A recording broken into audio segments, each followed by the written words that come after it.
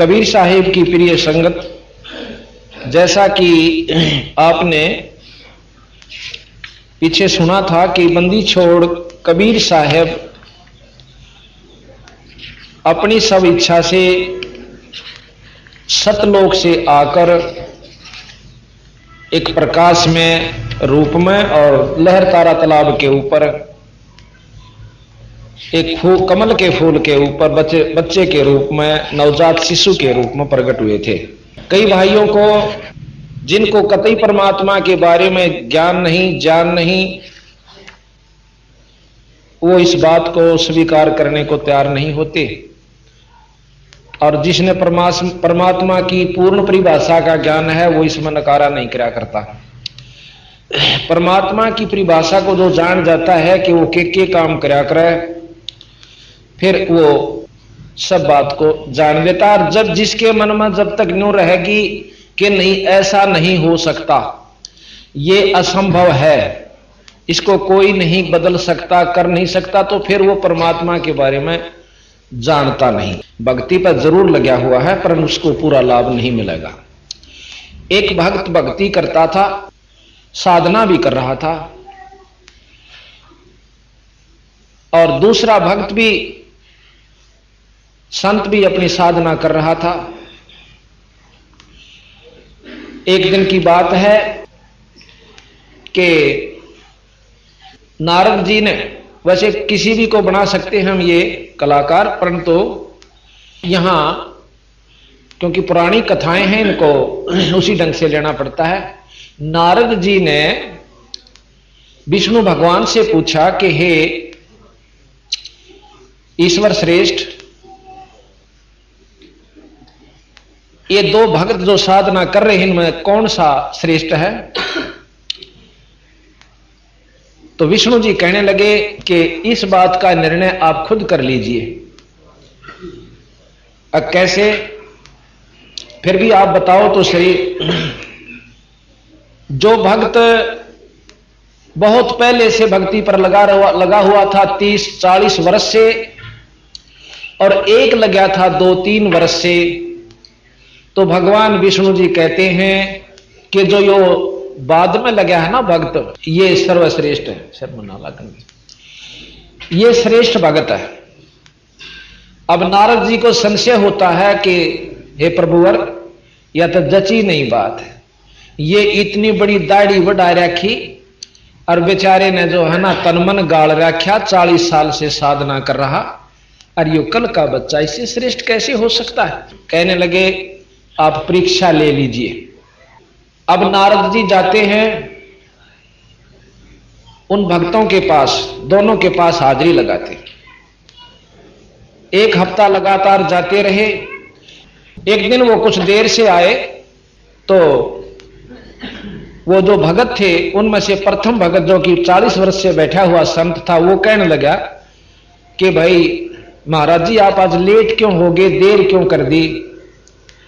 कहने लगा भाई आज एक ऐसा तमाशा देखा मैंने कि भगवान जो है ना एक हाथी ने और सुई की नोक में का काटा था, और बोला काट दिया, अगले पाछा चला मैं, काट दिया उसने। तो वो जो 40 साल ते बैठा था ना बोला रहन दे बीरा, किसी और जिक्र ना करिए, क्यों झूठ पेला गड़ंग, तो सुई के नाके में करने को बोला हाथी काट दिया, तेरे कैसे अंदर डोब रखा सारा काम। अब वो नारद जी वहां से उठ कर चल पड़ा। अब दूसरा भगत जो बाद में लगा हुआ था उसके पास जावे, उसने भी प्रश्न यही किया कि महाराज जी आज तो बहुत देर था है, आ जाया करो, 2 घड़ी ईश्वर चर्चा हो जाती है और हमारा मन प्रसन्न होता है। आज की कारण था मुनिवर कि आप लेट हो गए, देर होगी। नो बोला भाई के बताऊं, एक ईसा गजब तमाशा देखा, भाई बताऊं जब सूत नहीं आंदी और ना बताऊं डटिया नहीं जाता। अग बता तो सही, अगर देर न्यू होगी कि भगवान एक हाथी ने सुई की नोक में का काटा था। अच्छा फिर जी, और भाई वो निकल लिया ना उसका मां का, जब मैं आया ओ हो भाई बहुत आपने महाराज जी वो नया भगत क्या है, और हाथी ने के ओ तो इस सारे पहाड़ नर पृथ्वी नर धरती ने इस नोक में का काट सके। परमात्मा का आगे के से हाथी नोक। अब नारद जी का जचगी के हाँ भाई बात सही से यू लाग जरूर रहा है पर विश्वास भगवान का कति नहीं। और जो नया भगत ने नो क्या कि हाथी के चीज से उसका आगे वो सुई मां के सारे ब्रह्मांड ने काट दे। परमात्मा में ये शक्ति हो से। अब नारद जी जाके विष्णु भगवान तक कहने लगा महाराज जी ठीक को थे आप तक ओ तो पशु खाम खान लत्ते टंगे बैठा से ढाडी बढ़ा रहा से इसका विश्वास है नहीं भगवान के प्रति तो क्या की फल पावेगा। तो इसी प्रकार बंदी छोड़ गरीबदास जी महाराज का आपको विश्वास का अंक सुनाएंगे। फिर आपको जब तक हम अपने इष्ट पे देखो हमने प्रथम तो इष्ट चुनना भगवान कौन से की उपासना करें। शास्त्रों में प्रमाणित 3 भगवान ब्रह्मा विष्णु महेश जैसा कि आपको वर्णन दे चुके हैं। और उसके बाद ब्रह्म जिसका वेद वर्णन करते हैं कि एक निराकार शक्ति ज्योतिमय है। तो और चौथा भगवान जो है परब्रह्म। ब्रह्म से ऊपर परब्रह्म है और परब्रह्म से ऊपर पूर्ण ब्रह्म। जैसे कल हमने बताया था कि महर्षि दयानंद जी भी परमेश्वर शब्द का उच्चारण करते हैं। परमेश्वर का मतलब है जगदीश। जगदीश जगत का परमात्मा और जगदीश्वर उस जगत के भगवान का भी भगवान। और फिर परमेश्वर यानी उनसे भी श्रेष्ठ ईश्वर वो पूर्ण ब्रह्म है। तो इस प्रकार आज हम प्रथम तो हमने इष्ट चुनना कि भगवान कौन से की भक्ति करें और फिर चुने पाछे उस पर पूरा विश्वास करना कि जिस भगवान को हमने चुना से उसमें ये गुण से ये काम कर सकता है। जैसे डिप्टी कमिश्नर से हमने कोई कार्य करवाना है तो उसके बारे में प्रथम जानकारी होनी चाहिए कि वो इतना काम कर सके और वो हो मुख्यमंत्री के दायरे का हम दरखास्त धरे डीसी साहब के सामने और वो नाटे जब भी धरेना ना तो माई बाप पर तो सब कुछ कर दिए उठा कर रद्दी की में घेर देगा भाई मेरे बस का नहीं है। इसी प्रकार हम जो कार्य असली पूर्ण परमात्मा पूर्ण ब्रह्म से होना है उसी से हम अगर मेल करेंगे अर्ज करेंगे तो हमारे वो काम भी होंगे जो कि जैसे हम प्रधानमंत्री से अर्ज करें तो हमारे मुख्यमंत्री वाले काम भी सर सकें और नीचे शक्तियां भी हमारे साथ अनुकूल होंगी। अगर हमारा जायज अर्ज होगी तो नाजायज तो भगवान भी नहीं सुना करें। इसी प्रकार पूर्ण ब्रह्म परमात्मा सतपुरुष सतलोक के मालिक से हम मेल करेंगे तो हमें वो गुण सारे मिल जाएंगे जो कि देवी देवता भूत पिशाच पितर वितरा के चक्कर मोड़ जे फिरें या ब्रह्मा विष्णु महेश ब्रह्म तक अक्षर पुरुष तक की में उपलब्धि होगी। तो जिस भी इष्ट का जिस भी भगत ने जाप किया वो पूरे विश्वास से किया तो लाभ मिला अन्यथा नहीं हुआ। अब हम आपको बंदी छोड़ महाराज गरीबदास जी की वाणी से निश्चय का अंग सुनाएंगे। गरीबदास जी महाराज कहते हैं कि जब तक हम विश्वास अपने इष्ट पर नहीं करते इतना भक्ति करो चाहे मत करो। कबीर साहब कहते हैं क्या होया हरि नाम से जय ना ही दिल विश्वास। जब मन में विश्वास नहीं है तो उस नाम लेने तो भी कोई फायदा आपको नहीं प्राप्त होगा। और विश्वास के साथ जिन्होंने लिया कहते निश्चय गुजरी पार उतरगी पंडित भय फजीता। एक पंडित जी कथा करा करता अरे गोकल गांव की गुजरी जो पिछले जन्मों की अच्छी साध्वी रही हुई थी उसने वो कथा सुन वह दूध बेचन अपनी दही बेचन जाया करती थी एक दरिया को पार करके। एक दिन उसने सत्संग सुनने का सुअवसर प्राप्त हुआ। अपने काम न जल्दी सी खत्म करके नमेड़ के और उन्हें सोची आज 2 घड़ी सत्संग सुन लूं। तो उसमें पंडित जी कथा कर रहे थे प्रमाण दे रहे थे कि भाई परमात्मा के नाम की नौका पर चढ़ के भौजल तक पार हो जाओ। नाम की नौका पर चढ़ के पार हो जाओ अब गुजरी ने सोचा ये तो बहुत जल्द पार करे, यानी सारी संसार तय, और मैं ये नाम ले लूं तो मेरा जो है या दरिया पार करने का काम में सर जाते ही चोखा, 2 अन्य बच जा रोज के। तो वह बोली महाराज जी कि यू नाम की नौका दे दो मने। अक ले ले बेबे, नाम की नौका ले लो। उसने नाम दे दिया। अगजिया बहुत जल्द तो पार कर देगी, खूब कर देगी, विश्वास करिए। तो जी उसने उसी तरह अपने गुरुजी पर विश्वास करके भोली बाड़ी थी और चाल पड़ी और नदी के ऊपर के न्यों चलेगी जैसे थल पर कर जाते। तो इबुआ के करा रोजाना अपना टोकनी मटका जो सदई का सिर पे और नदी दरिया पार कर जावे, उसके ऊपर का न्यों चली जा जैसे थल पर चला करे। एक दिन उसने सोचा दे गुरुजिया ने मेरी कितनी सुख दे दिया, मेरे पैसे भी बचा दिए, और क्यों ना उनको एक दिन भोजन पर आमंत्रित कर दूं, भाई उसको भोजन खिला दूं। मेरा जो से गुरु अपने घर में लाने का भी एक फर्ज बने से। तो वह जाकर पंडित जी हाथ जोड़ कर बोली, हे गुरुवर अखा भाई इस दासी के घर में दर्शन देने की कृपा करो, हम आपको भोजन देना चाहते हैं। अचाल बेबे सत्संग के बाद चलेंगे। उन्होंने अपना कीर्तन कीर्तन कर लिया। जब चाली चल पड़े, उस दरिया पर जाकर खड़े हो गए। तो वह गुजरी ने बोली, आ जाओ गुरुजी। अकीत अकचाल परले पार अकाछी बावड़ी अरे डूब के मरे घी सी बूंदी दरिया, नौका ना लेने दे। नो बोले गुरुजी नाम की नौका पा जाओ। न बोला अच्छी पागल, नाम की नौका बड़ा मरांगे दोनों डूब के। तो कहते हैं गुजरी न्यो की न्यो पटापट करके पार चली गई और फिर उल्टी आ गई, गुरुजी न्यो आ जाओ। तो गुरुजी की तड़े न नाड़ और गुजरी न्यो दड़ दड़ चली गई। तन्नो बोली पंडित जी क्यों खाम खा पड़ा भी करो, जब तेरा विश्वास नहीं इस ईश्वर के ऊपर कि भी यू काम कर सकता है, बिना विश्वास के निरी कथा कहने तौर करने तो कोई लाभ नहीं होगा। तो महाराज भी कहते हैं कि निश्चय गुजरी पार उतरगी, पंडित बहे फजीदा। तो इस प्रकार अब आपको हम थोड़ा सा निश्चय का अंग सुनाएंगे 382 पृष्ठ पर। कहते हैं जयदेव मुख से ना कही हुई 3 लोक में गाज, और जरना ऊपर होत है सकल संपूर्ण काज। ये बहुत सी कथाएं हैं जो आपको हम सुनाएंगे। अथ निश्चय का अंग बंदी छोड़ गरीबदास जी की महाराज की वाणी में। गरीब अपने दल साधु नहीं, वा को दर्शा सादे, मैं से सिंह से जानिए, गति कछु अगम अगाधे।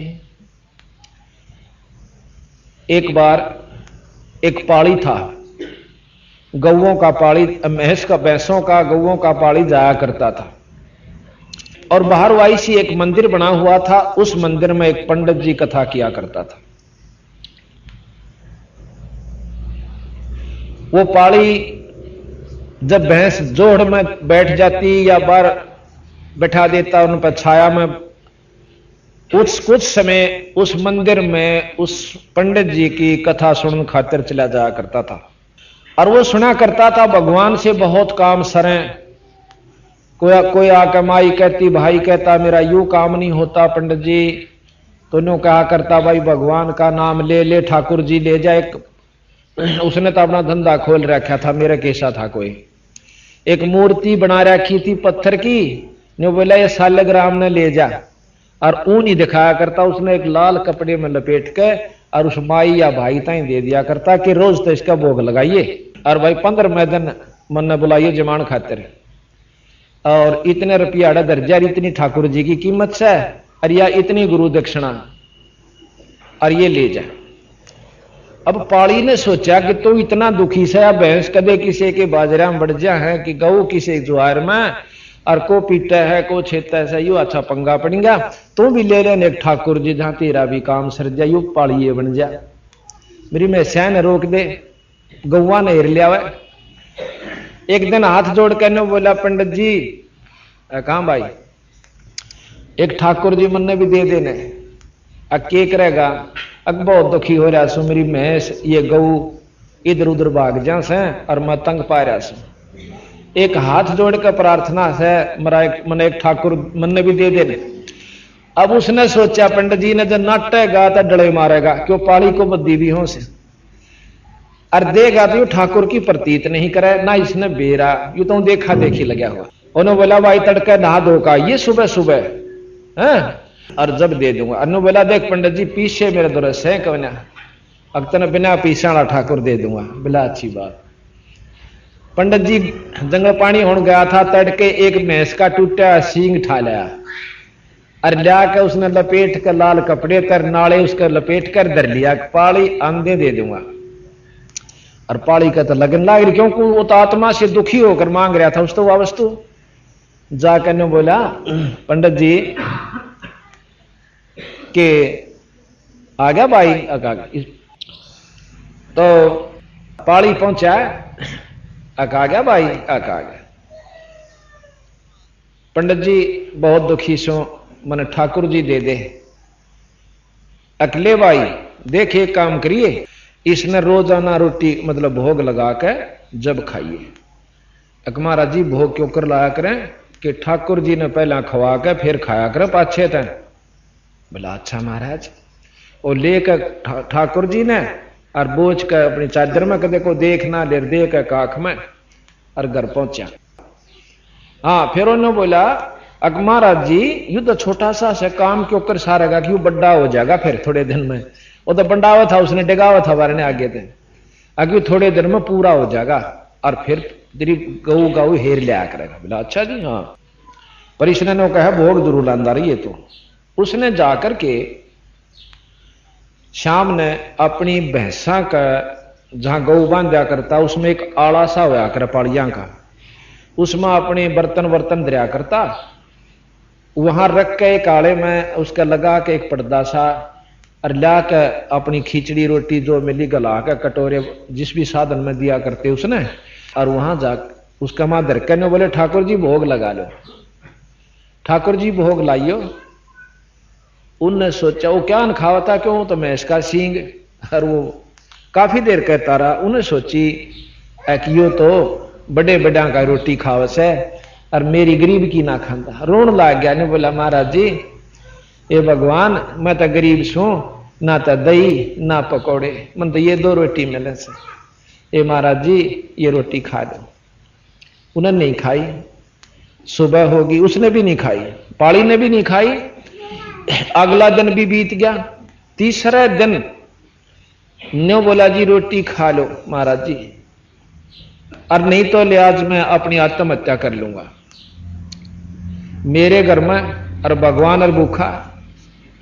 उन्हें सोची या कि जानते कुएं में कूद डांक मारेगा। भगवान ने उसी समय उस सींग से प्रकट होकर परमात्मा सामने खड़ा हो गया। सींग नहीं दिखा। फिर उसने एक 17-18 साल का जवान छोरा बच्चा और सामने खड़ा हो गया। ओहो हो जय हो गुरु जी की। वाह भाई ठाकुर तो भी कति पक्का है लकड़ा बोला है, कति मारे कर मान्या है? और 4 लाठी ले ले। उन्होंने बोला काम बता भाई पाली। पाली दो रखी काम से भाई, एक लाठी ले ले। और मैं बहुत दुखी हो रहा था भाई, भला हो मेरे गुरु जी का। खेत में अपना पाली चले गए। अब वो लाठी दे दी उसके हाथ में, उड़ा पाली जाए पाछे, और आप आराम तो लौट गया की कर तला। थोड़ी देर में बेचारा आया अगले पाली तई होएगा तो गुरु जी आना अपना शुक्रिया तो करया। वो जाके नो बोला गुरु जी, और गुरु जी ने बह हो रहा अक्सर ध्यान लठावा से एक लाठी वो भी ले रहा था। आकाश तने दिया था भंडार 30 शायद से। तो वो और बैठे थे ना साथियों ने बोला भाई ने पकड़ियो के दे मेरा अंधे ठोक दे, पहले इसकी बात समझावांगे कि मैं और दे देंगे आज इसने। तो वो गए ने बोला के बात से पाली ने बोला मैंने गुरु जी आगे पांव पकड़ देने दो। और गुरु जी उल्टा उल्टा हटा दे पकड़ के बिठा दे। तो उसने जो है ने बोला भाई ठीक से उड़ेद कर ले तो हाँ हो गया। ने बोला गुरु जी भला हो तेरा की बात है। अकबर ने निहाल कर दिया, पर ठाकुर जी चौथे दिन बनाओ तो चौथे दिन पूरा होया, मतलब जी तो मरण हो गया था, रोटी मैंने भी नहीं खाई, इतने उसने नहीं खाई। अब पंडित जी के कान खड़े हुए, अके कह भाई अक जी चौथे दिन उसने फिर अपनी आत्म मतलब आत्मा की अपनी जो बीती हुई आत्म बीती ज्यों की त्यों कह सुनाई। जब पंडित जी का विश्वास होया कि भाई कर्माबाई का भी खाया था खिचड़ा और नामदेव का भी दूध पिया, और भगत तो भाई सच्ची लगन तो लगा है, जरूर बन गई होगी बात। क्यों? ज्ञान तो था पर विश्वास नहीं था उसके। तो ने बोला भाई कित छो भगवान? अकपाली से वो लाठी ले रहा, देखो खड़ा कित अकोड़ मेरे पशुआ हेर रहा से, अकमन ने भी दिखा देगा, ले अभी क्यों बात हुई, वो तो देश ने दिखा है चाल। उन्होंने सोचा सब न दिखे, पर दिख है उसकी जिसकी सच्ची आत्मा। तो पंडित जी गेल हो लिया। पंडित जी ने सोची कि देश भी देख ले, उन्हें करके चालते सारे अपने साथिया ने जो सेवकारे थे। ने बोला मैं एकला चालूंगा, एक ले गए। ने बोला ओ खड़ा भगवान देखो खड़ा, वो लाठी लाठी दिखे। पंडित जी ने तो ओ भगवान नहीं दिखे, और वह लाठी फिर कुआ नो जाती दिखे, कुआ नो चालती दिखे, पशुआ का नहीं जचता उसका गई सह तो परमात्मा। जब लाठी हवा में हलन लाग रही हूं तो नहीं हिल सकती। फिर ने बोला भगत जी एक बार तू अर्ज कर दे, मन ने भी दर्शन दे दे, क्योंकि नामदेव के पिता ने दर्शन नहीं होते। और नामदेव नौका जी यू बैठा भगवान ये दूध पिया इन्हें। बोला बेटा एक बार हमने भी दर्श करा दे। तो उन्हें अर्ज करी थी जो भगवान ने विठल जी ने नामदेव के पिताजी थे दर्शन दिए थे। तो उसने न्यू अर्ज करी कि सह की रजा से मुझे दर्शन होंगे, अन्यथा नहीं हो सकते। तने बोला भाई पाली मन भी दर्श करा दे। ने बोला भगवान मैं झूठा हो जाऊंगा और कोई विश्वास नहीं करेगा, एक बार गुरु जी ने दर्शन दे दो। तो उसी रूप में लड़के के रूप में लाठी समेत उसने भी दिखने लगे। तो खुद भगवान ने बोले पंडित जी इनरी बात बनाने तक काम ना चले, अपना कि मैं करनी करो जब जाकर गुजारा होगा। तो महाराज कबीर साहब भी कहते हैं कि बात बनाई जग ठग्या और मन पर मोजा नाही, कबीर सवारथ ले गया भाई लख 84 माही। तो यहां आता है कि गरीब अपने दिल साधु नहीं, वाकू दर्शा साहा दे, मैं से सिंह से जानिए गति कछु अगम अगाह दे। कि मैं सिंह से भी प्रकट हो गया भगवान। अब इस एक लाइन को महाराज गरीबदास जी की वाणी को सुलझाने के लिए कितनी बड़ी कथा सुनानी पड़ती है। और इस वाणी को अगर सारी न खोल कर सुनावा तो 3 साल में पूरी हो, या रोजाना 6 घंटे पड़ी जा। जब इतनी गजब इसमें कथाएं हैं, यानी इन्होंने कैप्सूल बना रखे हैं। अब जैसे जिसने इस कथा का ज्ञान हो गया फिर इस वाणी को पढ़ेगा तो इस लाइन के पढ़ते ही पूरी कथा उसके दिमाग में घूम जाएगी। अर्थात उस पूरी कथा का जो पंडित जी 3 दिन में पूरी करता है, 1 सेकंड में उस पढ़ने वाले को इस वाणी द्वारा लाभ मिल जाता है। मतलब कथा करने वाले केवल यही लाभ देते हैं, कथा का लाभ मिला। एक वाणी एक कथा ने एक बार पढ़ लो, रामायण एक बार देख ली, 2 बार पढ़ ली, 3 बार पढ़ ली, वह सारी याद हो जैसे। फिर इस ग्रंथ साहब ने पढ़ा वह एक, अभी आप रामायण सुनाएंगे आपको, इसमें महाराज गरीबदास जी ने कितने मार्मिक ढंग से लिख रखी है। और थोड़े से 2 यहां में पूरी रामायण भर दी। अर्थात जिसने ज्ञान से फिर इसने पढ़े उस रामायण का कुछ ही अक्षरों में पूर्ण लाभ आपको प्राप्त हो जाएगा। गृह निश्चय ऊपर नाम देव को पाहन दूध पिलाया, मैं से सिंह में साहेब आए नाम लपोचन पाया। गरीबदास जी महाराज के मैं सिंह आओ दिया ना, जब उसने सिंह पाली ने बोला इसका के नाम से, लपोचन नाथ धर लिया इसका नाम, और लपोचन नाथ नाम धर लिया उसका। तो बंदी छोड़ के हैं कि महस सिंह में साहेब आए, परमात्मा आए और नाम लपोचन पाया। ये जो हम आपको तरतीबवार समझावांगे कि जिसने 3 लोक की उपासना करी उनको 3 लोक के भगवाना ने आकर लाभ दिया, और जिसने सतलोक वाल्या की करी उनने आकर लाभ दिया।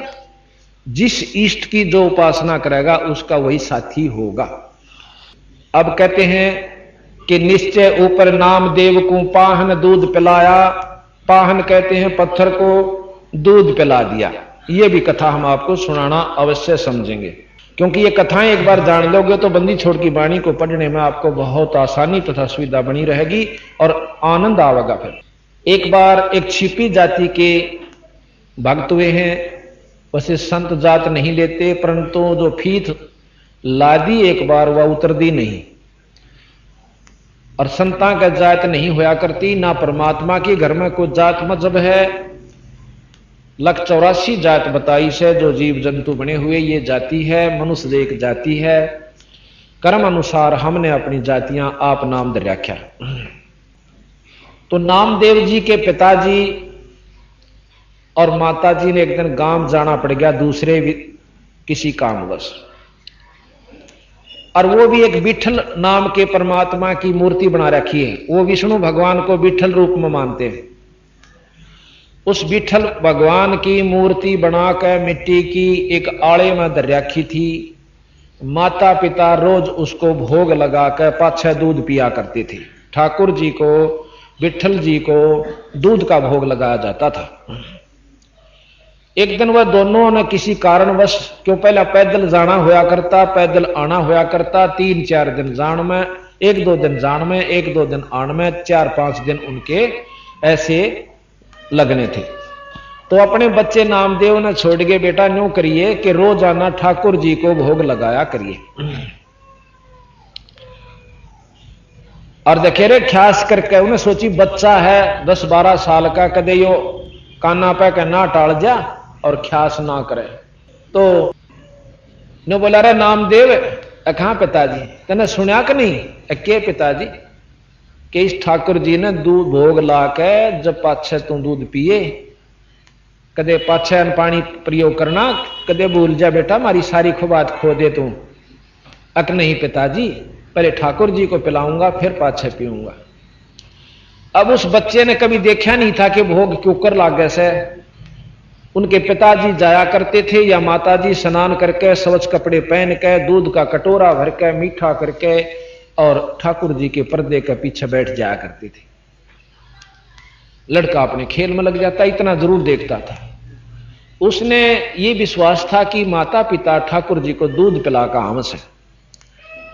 उसी प्रकार उन माता पिता के जाने के बाद अगले दिन उन्होंने नहा धोकर नामदेव जी ने और दूध का कटोरा लेकर स्वच्छ कपड़े पहन कर ठाकुर जी का आगे धर दिया, पत्थर की मूर्ति का आगे, और प्रार्थना करे कि हे ठाकुर देव भोग लगा, अपन भोग लगाओ, दूध पियो महाराज। अब वो पत्थर कहां दूध पियो? अब नामदेव जी घबरा गया कि मैं तेरे में कमी है, और किस वक्त के मंत्र उचारना था, के कहना था वो पूछा नहीं मैंने गुरु महाराज माता पिता से। और बयान दे पीटेंगे तने तो कसूता काम कर दिया। नो कहकर रोन लाग गया, बहुत बुरी तरह रोया, पर दूध नहीं पिया। दूध धरा रहा। अगला दिन हुआ, वो दूध उठा के उसने पशुओं को डाल दिया। अगले दिन आप भी नहीं कुछ खाया पिया। अगले दिन फिर इसी तरह, तीसरे दिन फिर जब कति नामदेव नु हो लिया कि आज यू रो रो कर मर जाएगा, दिन रात नींद नहीं आओ छोरे ने। जब परमात्मा ने देखा कि इस बावड़े नो ना बेरा हुआ, तो वो मुंह का एक बांगड़ी लाया करते और आप गटगट पी कर उड़र उल्टा जाया करता था, और रोवे रोवे साका मचा रहा। तो भगवान प्रगट हुआ न्यू का न्यू, और पी के दूध के कटोरे न नु बोला ले भाई नामदेव। नु बोला महाराज मेरे के गलती होगी थी, अब फिर बताऊंगा। न्यू कह कहो फिर बिठल बन गए उसी तरह मूर्ति में। माता पिता 4 दिन में आए, 5 दिन में आए, इसी प्रकार वो रोज दूध पिलाने लग गया। इब अंधे माता पिता ने प्रथम प्रश्न ये किया रे नामदेव, हाँ माता पिता, हाँ पिताजी, कि भी ठाकुर जी को दूध पिलाया? हाँ पिताजी, लेकिन पिताजी ठाकुर जी मैं आपसे पूछना भूल गया कि किस मंत्र से क्या जाप करना चाहिए था और किस प्रकार दूध पीवे थे। 2 दिन नहीं पिया मां पिताजी, मैं तो रो रो कर बहुत दुख पाया, और फिर तीसरे दिन इन्होंने पता नहीं क्या दया करी, दूध पी लिया। दूध पी लिया? हाँ दूध पी लिया। अरे सच बता, दूध पी लिया? हाँ दूध पी लिया। अरे मूर्ख तुमरे ना, तन्ने पिया किसने पिया? नहीं महाराज ठाकुर जी ने पिया। वो फिर डर गया, कहते सोचा तो पी गया और पिटे। अक नहीं महाराज जी, मन तो मुंह कभी नहीं लाया जब तक इन्हें नहीं पी लिया। पिताजी, अब उस पिताजी का जाडा चढ़ गया। अगर तू साची बता दे छोरे। अग पिताजी मैं आपकी कसम खा के कहूं सो ठाकुर जी ने दूध पिया। अकीब भी पी लेगा। अक महाराज रोज पीवे है, आज क्यों ना पीवेगा। तो फिर महाराज ने उस नामदेव जी ने, क्योंकि जल्दी आ गए थे उनके पिताजी, जब तक भोग नहीं लगाया था, स्नान किया और दूध का कटोरा जाकर धर दिया। और उसका पिता देखा और उसकी मां देखा, दूध नहीं पिया। फिर कांप गया वो छोरा। अक देख महाराज जी, आज मैं तो वो डर था, रोए हो गया भाई आप दूध नहीं पियोगे, मेरे तीन खोसड़े पड़ेंगे। ये नहीं कहोगे झूठ बोला था तू, दूध पिया तूने। वो छोरे के अभी मतलब उसकी सद्भावना को देखकर भगवान फिर प्रगट हुए और ला कर मुंह कर दोनों हाथ सामने माता पिता देखे और ला कर दूध गट गट पूरे दूध कटोरे ने पी गए भगवान। अब दोनों माता पिता का भाई छोरे को छाती का लार, एक बेटा तेरे भाग अच्छे अके पिताजी। अगर हम तो वो मुंह कलाया करते एक आंगली इनके और बाकी मैं पिया करता। छोरा के कहा भाई तुम पिया करता, मेरे दौरती ने पी लिया। उसके पिताजी ने गांव में बता दी। इब गांव वाले मेरे किसी मूर्ख वो जाने नहीं भगवान की महिमा को, न बोले रहा देख ये नीच के बूंदी झूठ बोला। नो का मेरे छोरे ने बिठलता ही दूध पिया दिया। अरे तू मत ना चालती करे। नो बोला जी सच्ची कहूं सु गांव वाले, वो सच कहूं सु। क्यों जो उपलब्धि हो वह डटिया नहीं जाता बताए बिना। अब गांव की पंचायत होगी। नो बोला रहा देख ये दुनिया ने बदनाम करने लाग रहा। होगा बिठल इसका घर में नीच के घर में दूध पी गया।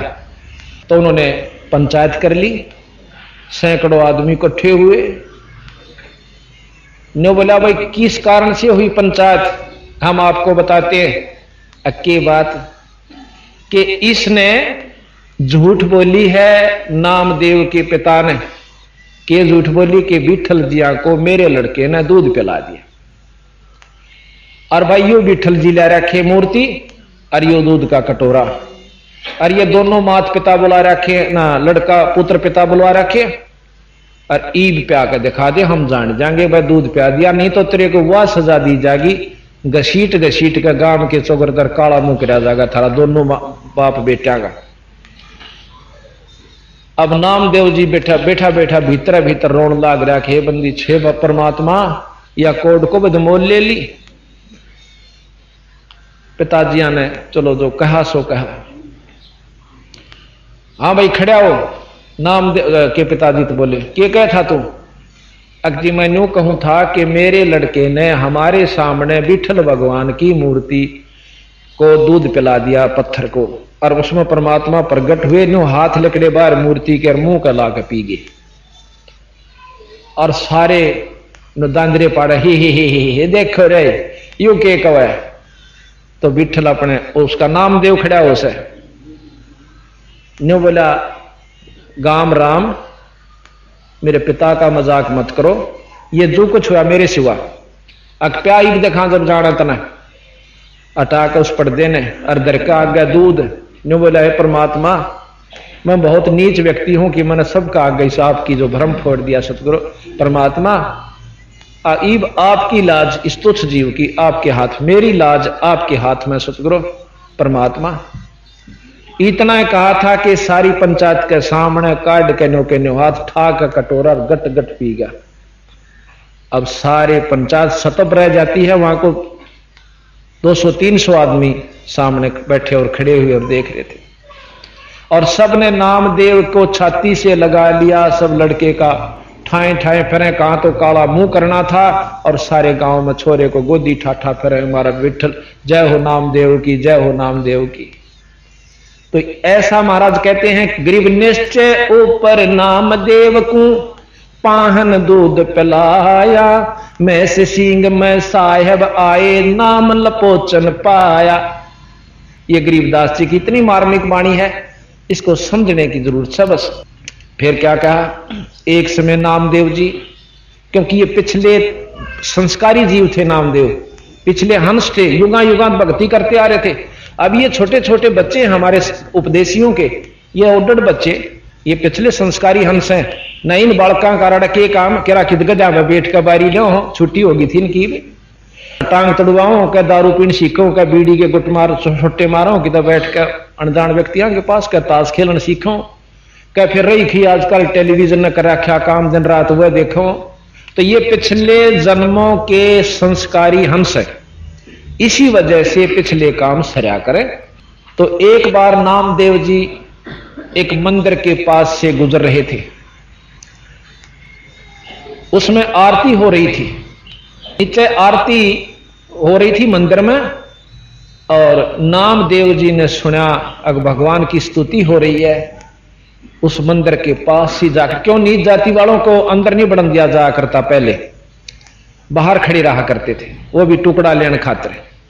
नामदेव जी बाहर खड़े थे, आरती होनी शुरू हुई, आत्म विभोर हो गए, और फिर घंटी वो बाजन लगी ना, धुन हुई, तालियां बजन लगी, तो नामदेव जी पर डटा नहीं गा, अपनी जूती काट के और उनकी घंटी बना के न्यू ला गया बजान मस्त होके।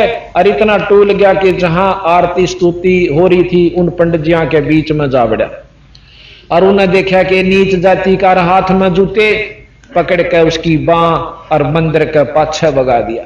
अब फिर देखेंगे तुम।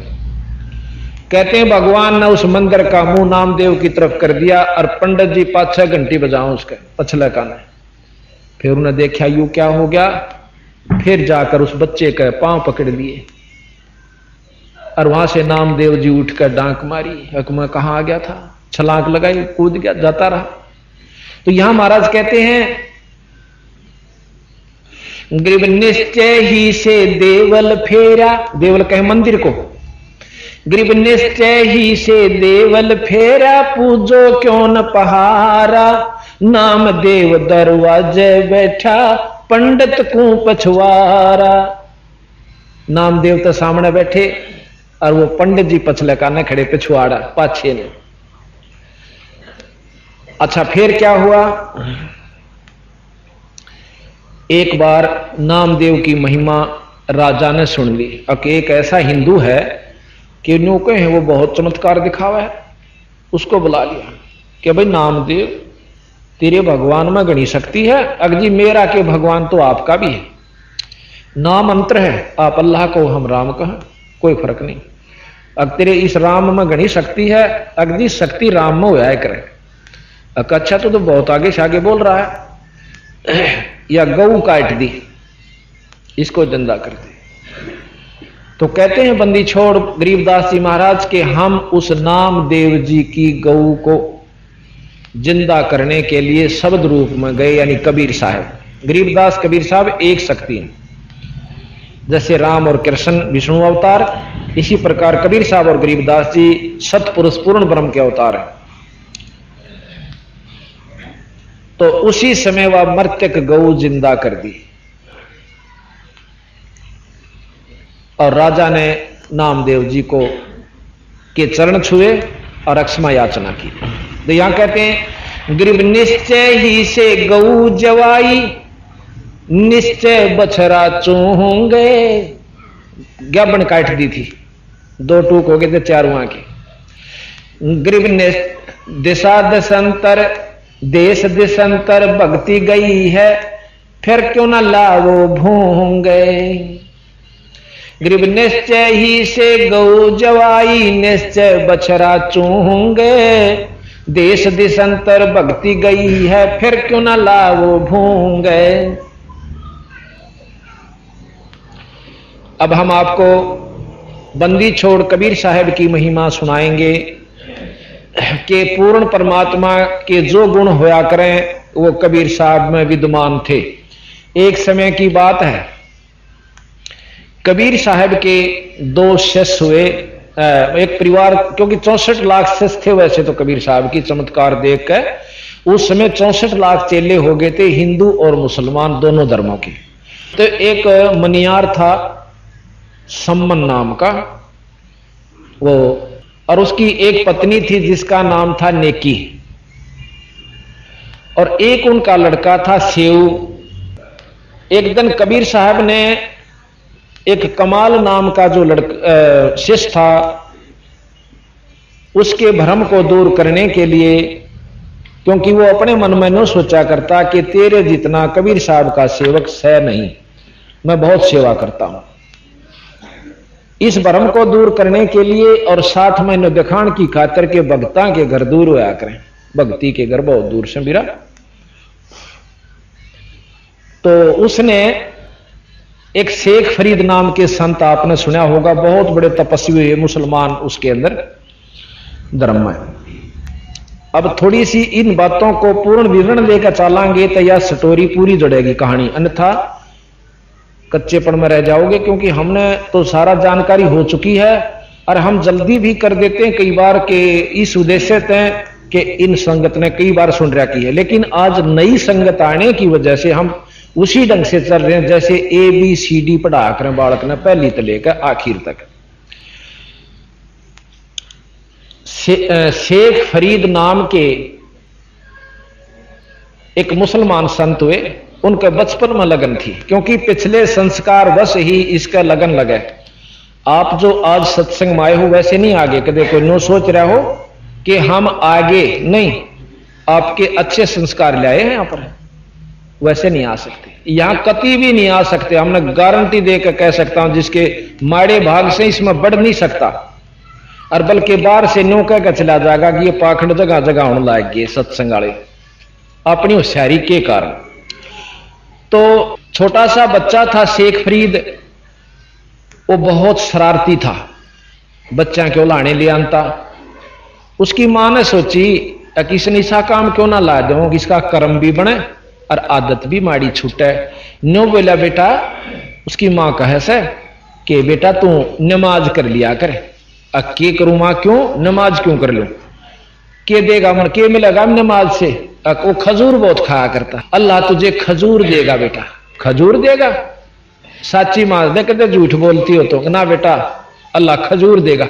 मां ने नो सोची थी, यो नमाज करने की विधि बता दी कि मैं बोलना आवा था, उन्होंने बता दी बेटा इतनी देर नो माथा टेक कर लोटा रही है, और फिर आंख ऊपर न करना। और उसने नो विचार किया कि यूं आंख नीचे ने अपनी मुंदेगा इतने तो उसके आसन का तड़ा और एक लिफाफे से में या कोई बर्तन में खजूर दरियाइए। उस लड़के ने विश्वास दिलाने के लिए मां ने कोशिश करी, लड़के ने जो है ना आसन बिछा दिया एक बिछौना सा, और वो नाड़े टेक कर बैठ गया। ये बालक दंडौत करते ना मेरा के कहना पर कर जरूर रहे हैं, इनके लगन जरूर लगाई परमात्मा ने, ये भी इनको फल मिल रहा है। तो वो माथा टेक कर बैठे। उसकी मां ने जाके उसके पल्ले तले आसन के तले एक पत्ते से में पत्तल से में और वो खजूर दरियाई। वो उठ कर बाजा आया, जब काफी देर हो रही ना उसने कर करा कर नो बोला मां तो झूठी है, मां तो झूठी है। के बात बेटा, अल्लाह तूने कहती अल्लाह खजूर दे, झूठी मां, ये पाछा नहीं करूं कति भी। बोले बेटा ना अल्लाह झूठ, मैं झूठ थोड़ी बोलूं। आपने उसने बिछोने उठा के देख